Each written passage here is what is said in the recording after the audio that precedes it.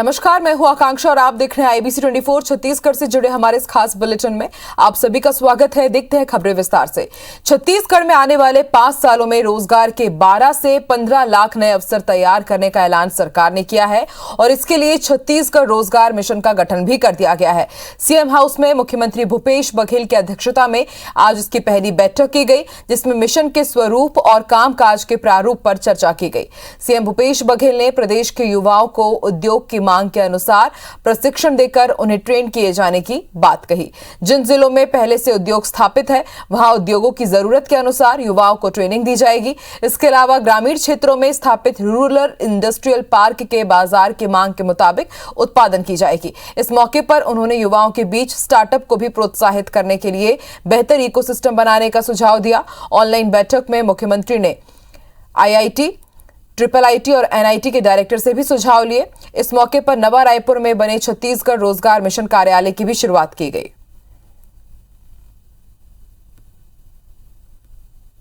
छत्तीसगढ़ में आदरणीय मुख्यमंत्री भूपेश जी के नेतृत्व में सरकार ने नौजवानों के लिए रोजगार के कितने कौन से और कैसे अवसर उपलब्ध हो सकेंगे, उनके लिए किस तरीके से बजट की व्यवस्था हो सकेगी, उनके लिए आने वाले समय में रोड मैप क्या हो सकता है और यहाँ के नौजवानों को नौकरी, रोजगार, स्वरोजगार में कैसे हम लोग इंगित कर सकते हैं, इसके लिए बहुत महत्वाकांक्षी एक नई मिशन की शुरुआत आदरणीय मुख्यमंत्री जी ने की है।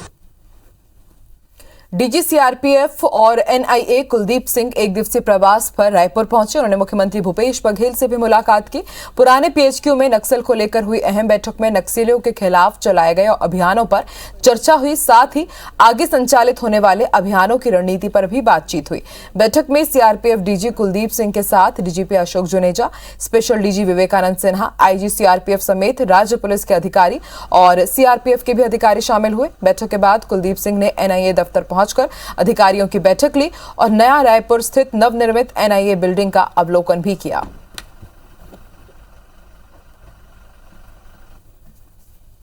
नॉर्मली ऑनरेबल चीफ मिनिस्टर साहब से मिले और हमारा जो कोऑर्डिनेशन, समन्वय और ऑपरेशंस चल रहे हैं उसके बारे में सब बातें हुई हैं।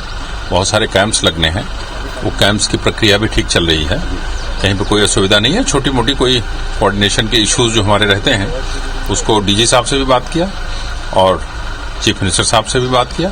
सभी ने पूरा कोऑपरेशन देने का आश्वासन दिया है। DG CRPF कुलदीप सिंह एक दिवसीय दौरे पर छत्तीसगढ़ में हैं और यहाँ आज जो उनका जो पूरे दिन भर की अगर बात करें तो वो उन्होंने पुराना PHQ स्थित जो ADG नक्सल ऑपरेशन का जो ऑफिस है वहां पे बैठक की अगर बात करें तो DGP अशोक जुनेजा समेत जो ADG है विवेकानंद सिन्हा वो वहां मौजूद थे। उसके अलावा CRPF IG जो हैं रेंज के वो भी मौजूद थे और साथ ही जो अभी तक जो आगामी जो दिनों में अगर बात करें जो नक्सलियों के जो खिलाफ जो ऑपरेशन चल रहे हैं उस पर चर्चा हो पाई है और उसके अलावा जो अभी वर्तमान में जो ऑपरेशन चल रहे हैं उस पे भी लंबी चर्चा हुई है। उसके अलावा अगर बात करें तो कुलदीप सिंह जो हैं जो CRPF DG हैं उनके पास NIA DG का भी चार्ज है, तो वो अभी जो है रायपुर स्थित जो NIA कार्यालय है वो यहाँ पे है और अधिकारियों से अभी तक के जो कामकाज है उसकी समीक्षा यहाँ पे कर रहे हैं और यहाँ जो नया कार्यालय जो बन रहा है उसको भी देखने जाएंगे। उसके बाद वो वापस दिल्ली रवाना होंगे। तो कुल मिला के कह सकते हैं कि DG CRPF जो है एक दिवसीय दौरों पे आए हैं और यहाँ पे जो अभी तक नक्सलियों के खिलाफ जो ऑपरेशन चले हैं उस पे लंबी चर्चा हुई और आगामी दिनों में किस तरीके से ऑपरेशन चलाना है उस पे खासतौर से राज्य पुलिस और CRPF के बीच में लंबी चर्चा हुई। कैमरामैन नजीर खान के साथ तहसीन जैदी, IBC 24 रायपुर। धान खरीदी, किसान आत्महत्या और रोजगार मिशन को लेकर छत्तीसगढ़ भाजपा ने सरकार पर सवाल खड़े किए हैं। नेता प्रतिपक्ष धर्मलाल कौशिक ने कहा है कि लगातार बारिश के चलते प्रदेश में धान खरीदी प्रभावित हुई है। ऐसे में 1 सप्ताह का वक्त बढ़ाना काफी नहीं है। उन्होंने मांग की है कि सरकार धान खरीदी के लिए 7 या 10 दिन बढ़ाने की जगह ये सुनिश्चित करे कि हर किसान का धान खरीदा जाए। उन्होंने कहा कि खरीदी केंद्र में धान का अंकुरण होने लगा है। किसान आत्महत्या पर सरकार को घेरते हुए आरोप लगाया कि पिछले 2 सालों में 230 किसानों ने आत्महत्या की है, जिनमें 60% अनुसूचित जाति और जनजाति वर्ग से है। साथ ही रोजगार मिशन पर सवाल खड़े करते हुए उन्होंने कहा कि सरकार के पास 2 साल ही बाकी है, लेकिन बात 5 साल की कर रहे हैं। कैबिनेट मंत्री रविंद्र चौबे ने पलटवार करते हुए कहा कि रोजगार और किसान के मुद्दों पर भाजपा 15 सालों में जो नहीं कर सकी उसे कांग्रेस सरकार करके दिखा रही है। सरकार हर किसान से धान खरीदेगी। रोजगार मिशन का काम भी ऐतिहासिक होगा।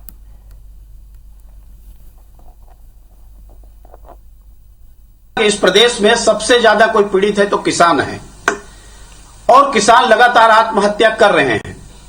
1 जनवरी 2020 से नवंबर 2021 तक कुल 230 किसानों ने आत्महत्या किया है।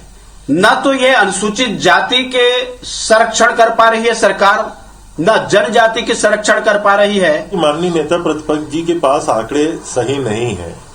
उनको भारतीय जनता पार्टी के 15 साल डॉक्टर रमन सिंह की सरकार में किसानों के द्वारा किए गए आत्महत्याओं के आंकड़ों को भी बताना चाहिए। अभी छत्तीसगढ़ के किसानों के लिए ऐतिहासिक समय चल रहा है। हम छत्तीसगढ़ के किसानों का धान खरीद रहे हैं। भाजपा नेता धर्मलाल कौशिक ने जगदलपुर में कांग्रेसी पार्षद के कथित घूस लेने वाले मामले को लेकर सरकार पर हमला बोला है। उन्होंने कहा कि प्रदेश में चारों तरफ भ्रष्टाचार व्याप्त है।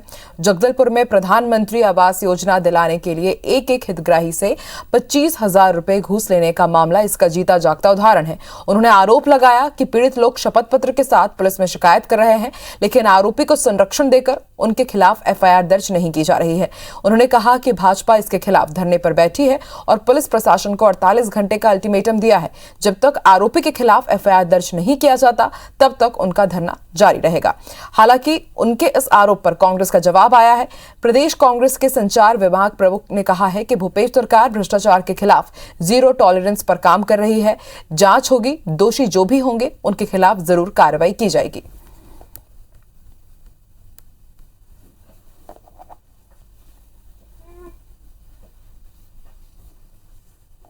और भारतीय जनता पार्टी जब तक एफआईआर नहीं करेंगे इस बात को लेकर के अनिश्चित काल के लिए धरना पे बैठे हुए हैं कि उस घटना के तत्काल वहां पर इंक्वायरी कराए, उस पार्षद को बर्खास्त करे, जो गरीबों की पैसा ली गई हो पैसा वापस करे और उनके खिलाफ में तत्काल एफआईआर दर्ज कराने के निर्देश जारी करे। निश्चित तौर पे जगदलपुर की घटना में किसी भी प्रकार की सच्चाई होगी उसकी जांच की जाएगी और जो भी दोषी होगा उसके खिलाफ कड़ी कार्रवाई की जाएगी। दोषी चाहे वो भारतीय जनता पार्टी से जुड़ा हो या कांग्रेस से जुड़ा हो, भ्रष्टाचारी होता है। जशपुर जिले के भाजपा में सोशल मीडिया के जिला संयोजक ओम शर्मा ने कांग्रेस का हाथ थाम लिया है। संसदीय सचिव यूडी मिंज की उपस्थिति में उन्होंने कांग्रेस की सदस्यता ली। इस मौके पर ओम शर्मा ने कहा कि भाजपा में घुटन महसूस हो रही थी। साथ ही उन्होंने छत्तीसगढ़ में सीएम भूपेश बघेल और कांग्रेस अध्यक्ष मोहन मरकाम के कार्यों की भी तारीफ की। आपको बता दें, ओम शर्मा साल 2009 से पूर्व केंद्रीय मंत्री स्वर्गीय दिलीप सिंह जूदेव के साथ भाजपा में सक्रिय नेता रहे हैं। वो भाजपा के कई जिम्मेदार पदों पर भी रहे हैं और पिछले कुछ साल से भाजपा के सोशल मीडिया के जिला संयोजक थे।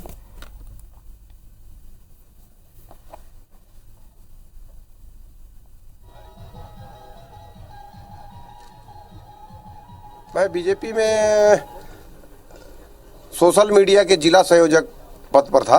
अब ये तो जब कांग्रेस प्रवेश हो गया तो स्वयं इस्तीफा हो जाता है।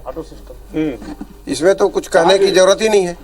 आदरणीय ओम शर्मा जी बड़े भैया हमारे शुरू से कांग्रेसी रहे हैं और उनकी कभी सोच बदली नहीं थी और वहां जाने के बाद लोग कभी अपने आप को सहज महसूस नहीं करते हैं। भाजपा में जाने के बाद ये वापसी उनका सबूत है।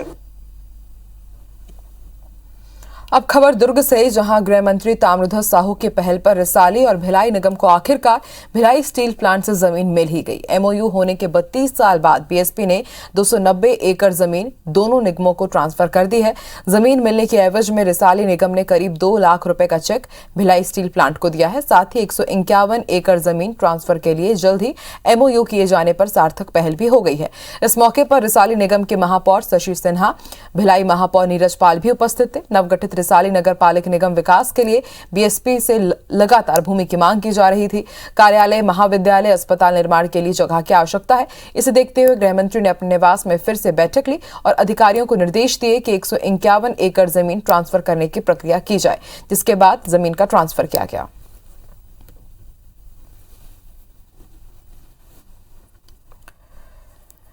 कोरोना को लेकर दिखाई गई आईबीसी 24 की खबर का बड़ा असर हुआ है। आईबीसी 24 की खबर के बाद रायपुर जिला प्रशासन ने कोरोना किट में शामिल दवाओं को बदल दिया है। अब मरीजों को 7 की जगह 5 जरूरी दवाएं ही दी जा रही है, जिसमें पैरासिटामोल, सिट्रिजिन, जिंक और विटामिन सी की गोलियां शामिल हैं।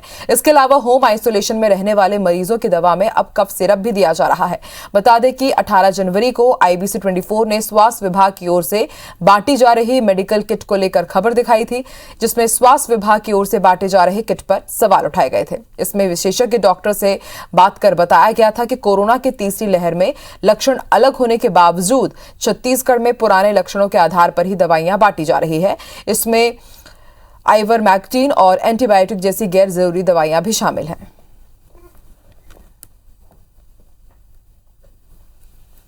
अभी फिलहाल सेट्रिजिन की टैबलेट, पैरासीटामोल की टैबलेट और एक कफ सिरप बांटी जा रही है लोगों को। जी, क्या है, अभी कफ आ रहा है लोगों को, तो वो उनको बाहर से परचेस नहीं करना पड़ेगा, गवर्नमेंट सप्लाई कर रही है उनको कफ सिरप। हर जोन में गवर्नमेंट की तरफ से डॉक्टर अपॉइंटेड हैं जो होम आइसोलेशन में रहने वाले मरीजों को 24/7 अपनी सलाह देते हैं। अगली खबर बलरामपुर से, जहां आईबीसी 24 की खबर का असर हुआ है। दरअसल दिव्यांग हितग्राहियों को पेंशन नहीं मिल रही थी, जिसकी वजह से वो परेशान था। इस खबर को हमने प्रमुखता से दिखाया, जिसके बाद जिला प्रशासन की टीम ने मामले को संज्ञान में लिया और गांव जाकर हितग्राहियों को उनका पेंशन दिया। मामला जमुआ तांड ग्राम पंचायत का है, जहां उन्हें दिक्कतों का सामना करना पड़ रहा था। जब भी वो सरपंच सचिव के पास जाते थे तो वो उन्हें वहां से भगा देते थे। खबर दिखाए जाने के बाद जनपद सीईओ की टीम खुद गांव पहुंची और पेंशन भी उन्होंने बांटी। साथ ही मामले की जांच की बात कही जा रही है। जांच में जो बात सामने आई वो हैरान करने वाली थी। दरअसल पंचायत सचिव ने बुजुर्ग हितग्राहियों को पेंशन बांट दिए जाने के फर्जी प्रमाण पत्र कार्यालय में जमा करवा दिया था और अधिकारियों को गुमराह करने की कोशिश भी की गई थी। इस मामले में जनपद पंचायत की सीईओ ने कार्रवाई की बात कही है।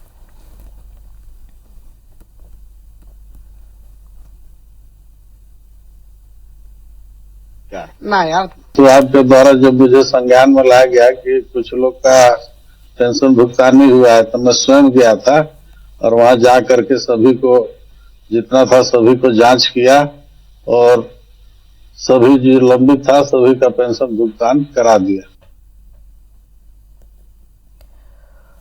जगदलपुर में गणतंत्र दिवस की तैयारियां शुरू कर दी गई है। मुख्यमंत्री भूपेश बघेल के कार्यक्रम को देखते हुए जिला सहित सभी सीमावर्ती क्षेत्रों में सुरक्षा के पुख्ता इंतजाम किए गए हैं। पुलिस के बम निरोधक दस्ते ने शहर के होटल, लॉज के साथ ही सार्वजनिक जगहों में जांच करते हुए कार्यक्रम स्थल लालबाग मैदान में भी जांच की। पुलिस डॉग स्क्वाड की मदद से भी संदिग्ध जगहों की जांच कर रही है। जगदलपुर शहर के मां Danteshwari airport, bus stand, railway station, Sanjay बाजार, लालबाग कार्यक्रम स्थल, दलपत सागर सहित अन्य प्रमुख स्थानों में गश्ती दल की भी तैनाती कर दी गई है। इसके अलावा शहर के होटल, लॉज, सराय, डाभा की भी चेकिंग की जा रही है। होटलों में रुकने और आने जाने वालों की भी जांच की जा रही है। हवाई, सड़क और रेल मार्ग से जगदलपुर आने वाले लोगों की गतिविधियों पर भी पुलिस नजर बनाए हुए है।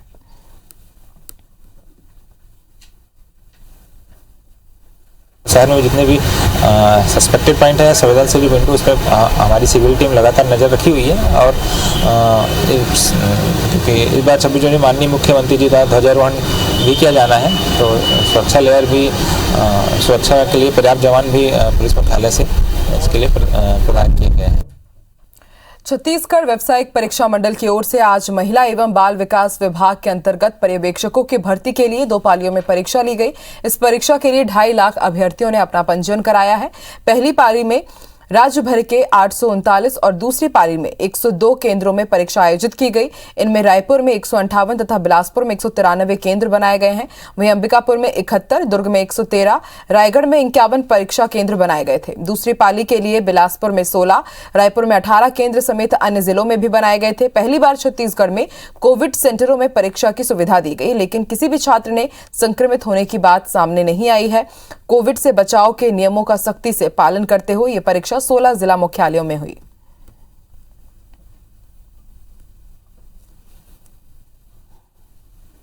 जो हमारे जो बाल विकास के बारे में है ना, बहुत अच्छे क्वेश्चन आए थे उसमें से। बहुत अच्छे क्वेश्चन बहुत आए अच्छे थे। कहीं कोई डिफिकल्टी लगी?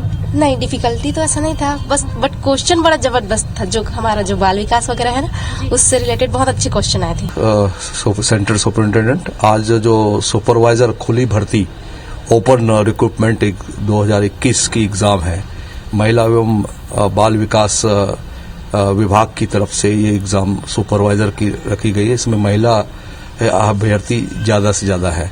इस सेंटर में 400 कैंडिडेट ऑल रोल में रखे गए हैं।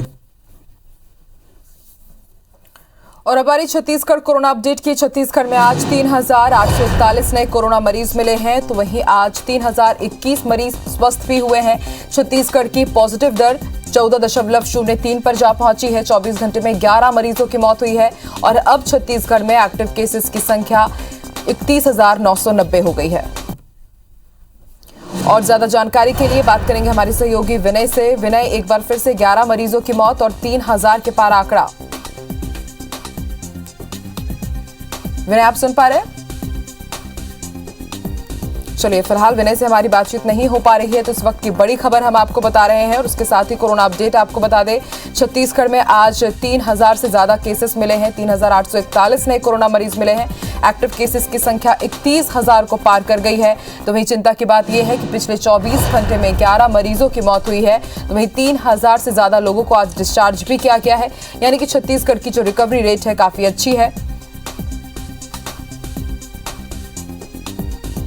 और जो छत्तीसगढ़ की पॉजिटिव दर है 14.03% हो गई है। तो छत्तीसगढ़ में एक बार फिर से कोरोना का जो दस्तक है वो काफी तेजी से पैर पसारता हुआ नजर आ रहा है। एक्टिव केसेस की संख्या 31,000 को पार कर गई है और 24 घंटे की अगर बात की जाए तो 3,841 नए कोरोना मरीज मिले हैं। और ज्यादा जानकारी के लिए बात करेंगे हमारे सहयोगी विनय से। विनय, 3,000 से ज्यादा नए केसेस मिले हैं और चिंता की बात यह कि फिर से 11 मरीजों की मौत हुई है 24 घंटे में। विनय, आप सुन पा रहे हैं? ये आकाश, 3,841 आज नए कोरोना मरीज मिले हैं। ये प्रतिदिन से मिलने वाले मरीजों से आंकड़ा ये कम है, लेकिन चिंताजनक विषय ये है कि जो ये आज रविवार का दिन है और रविवार के दिन अक्सर देखा जाता है कि जांच की संख्या कम रहती है। तो ऐसे में जो आज जांच हुई है, जहाँ पे 56,000 जांच होती है, आज ये जांच 27,000 के पास में है। इसमें ये आंकड़ा और इसी कारण से जो संक्रमण दर है वो बढ़ा हुआ है और आज सबसे ज्यादा संक्रमण दर मिला हुआ है और ये 14 के पार है। ये तो ये देखना होगा। साथ साथ में स्वास्थ्य विभाग ने ये और जानकारी दी है कि 19 जिले वहां पर 100 से कम मरीज मिले हैं वहां पर, लेकिन ये बाकी के जिले कौन से हैं? तो रायपुर, दुर्ग, राजनांदगांव जो 3 प्रथम और दूसरे चरण में जो सबसे ज्यादा जिन्होंने समस्या पैदा की थी वे थे। इसके अलावा एक बिलासपुर नया जिला बना है जहां पर ये नया एक संक्रमण वहां पे पनपा है। तो इन सभी चारों जिलों में ध्यान देना होगा। इसके साथ साथ में जो आज कोरोना की जो मौत के आंकड़े हैं वो 11 के पास है, लेकिन इससे भी ज्यादा चिंता विषय था कि जो 5 मौतें हैं वो प्योरली कोविड से हुई है, जबकि 6 जो मौतें कोमार्बिड की हैं, जबकि 15 मौतें भी हुई इस चरण में एक दिन में। उस दौरान भी जो 5 मौतें कोरोना से कहां से नहीं हुई थी, लेकिन अब जो आज 5 मौतें कोरोना से हुई हैं, स्वास्थ्य विभाग की चिंता लगातार यही है। कुछ दिनों पहले मुख्यमंत्री ने खुद कहा है कि जो मौतें हो रही हैं इस पर संज्ञान लिया जाए और इसकी ऑडिट किया जाए। आज फिर 11 मौतें हुई है। अब स्वास्थ्य विभाग का कहना है कि हम इन सभी जो मौतें हो रही हैं उनकी जो जीनोम सीक्वेंसिंग कराएंगे मृतकों की, क्योंकि ये कहा गया है ICMR के द्वारा कि जो संक्रमण है ओमिक्रॉन का वो फैलाव उसका प्रसार ज्यादा है, लेकिन उसकी मौत की संभावना कम होती है। स्वास्थ्य विभाग अब ये देखने पे तैयारी कर रहा है कि क्या ये डेल्टा वेरिएंट, जैसा कि सीमा ने कहा कि देश भर में डेल्टा वेरिएंट भी सक्रिय है, तो क्या ये मौत डेल्टा वेरिएंट के कारण हो रहा है या अन्य कोई वेरिएंट है जिसके कारण से मौत हो रही है। अगर वो डेल्टा वेरिएंट निकलता है तो चिंताजनक विषय होगी। अब इसकी जीनोम सीक्वेंसिंग कराकर जांच कराएगा। लेकिन आज जो आंकड़े आए हैं, एक तो संक्रमण दर सबसे ज्यादा इस बार का इस चरण का है, और दूसरे जो मौत की संख्या है वो ज्यादा है, एक्टिव मरीजों की संख्या भी धीरे से ज्यादा हो गई है। ये तमाम जो विषय है वो चिंताजनक विषय है। शुक्रिया विनय पूरी जानकारी के लिए। छत्तीसगढ़ के गौरेला पिंडरा मरवाही जिले में एक नई प्रजाति की पक्षी की पहचान की गई है। राज्य के IAS अधिकारियों चंदन त्रिपाठी और तुलिका प्रजापति इस पक्षी को पहली बार मरना के डिपो में देखा उन्होंने, जहां IAS अधिकारी चंदन त्रिपाठी ने इस चिड़िया की फोटो भी अपने कैमरे में कैद की। ठंडे क्षेत्रों में पाई जाने वाली इस चिड़िया का नाम फायर कैप्ड टीट बताया जा रहा है, जो अक्सर ठंड के दिनों में छोटे पर्वत और तराई वाले हिस्सों में नीचे उतर जाती है। इस प्रजाति की चिड़िया की आवाज में एक उतार चढ़ाव का क्रम पाया जाता है, जो लोगों को काफी अपनी तरफ आकर्षित भी करता है। ये फायर टीट पक्षी काफी ऊंचाई में उड़ान के लिए जाना जाता है। वहीं ये प्रवास के लिए छत्तीसगढ़ के साथ ही देश के अलग अलग राज्यों के जंगल में जाते हैं।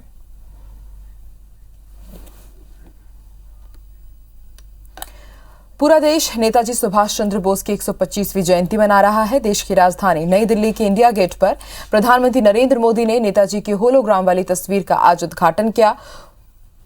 उस जगह पर नेताजी की ग्रेनाइट की मूर्ति रखनी है, लेकिन जब तक मूर्ति का निर्माण पूरा नहीं हो जाता तब तक होलोग्राम वहां पर रहेगा। इस अवसर पर पीएम ने आजादी के आंदोलन में नेताजी सुभाष चंद्र बोस के योगदान के बारे में भी बताया। उन्होंने कहा, नेताजी ने स्वतंत्रता की भीख लेना मंजूर नहीं किया था और उसे लड़कर हासिल करने की बात कही थी। साथ ही उन्होंने ये भी कहा कि आजादी के बाद महान हस्तियों की याद को मिटाने और इतिहास को सीमित करने की कोशिश की गई। आजादी के दशकों बाद देश उन गलतियों को डंके की चोट पर सुधार रहा है। इस मौके पर केंद्रीय गृह मंत्री अमित शाह और केंद्रीय मंत्री हरदीप सिंह पुरी भी मौजूद रहे। पीएम ने इस मौके पर आपदा प्रबंधन में बेहतर कार्य के लिए पुरस्कृत भी किया।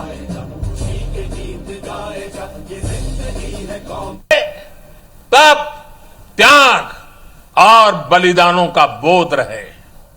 भाई और बहनों, आजादी के अमृत महोत्सव का संकल्प है कि भारत अपनी पहचान और प्रेरणाओं को पुनर्जीवित करेगा। ये दुर्भाग्य रहा कि आजादी के बाद देश की संस्कृति और संस्कारों के साथ ही अनेक महान व्यक्तित्वों के योगदान को मिटाने का काम किया गया। स्वाधीनता संग्राम में लाखों लाख देशवासियों की तपस्या शामिल थी, लेकिन उनके इतिहास को भी सीमित करने की कोशिश हुई। लेकिन आज आजादी के दशकों बाद देश उन गलतियों को डंके की चोट पर सुधार रहा है। और इस बुलेटिन में फिलहाल इतना ही। आप देखते रहिए IBC 24। नमस्कार।